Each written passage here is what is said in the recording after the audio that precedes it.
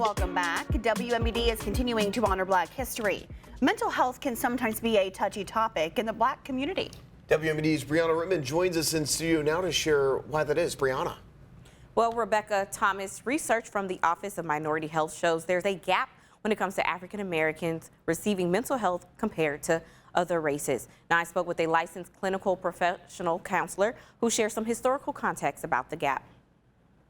So we need culturally competent counselors that have had or understand the context of the Black experience. According to the Office of Minority Health, in 2024, African American adults were 11% less likely to report having a mental illness in the previous year and 36% less likely to have received mental health treatment. Licensed clinical professional counselor Faye Freeman Smith has been in practice for more than 30 years. She says a lack of resources in the past kept African Americans from properly receiving mental health care. In the early 1900s and mid 1900s, we didn't have the resources of competent, cultural competent counselors in our field, and hardly any counselors. So our communities lacked those resources. And so we went to the church for everything. Freeman Smith has an expertise in anxiety, stress, drug and alcohol, grief, trauma, and eye movement desensitization and reprocessing, or EMDR therapy.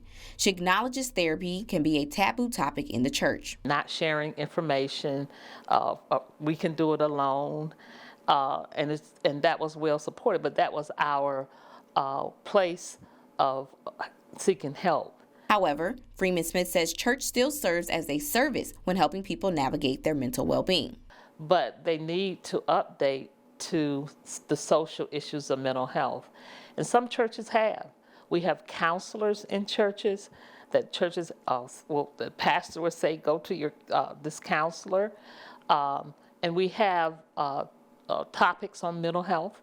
I was invited to a church to talk about topics on mental health and the church. Shay Kincaid balances faith and therapy to improve her mental health. She's been going to therapy periodically since she was 16. It was a choice. I wanted to go to therapy because I had gone through a lot of traumas in my life. As she navigates her mental health, Kincaid is embracing therapy as part of her life's journey. This is a journey that doesn't have a destination. I can take it moment by moment, second by second is what helps me to know, okay, Shay, you're fine. You don't have to follow no one else's standards.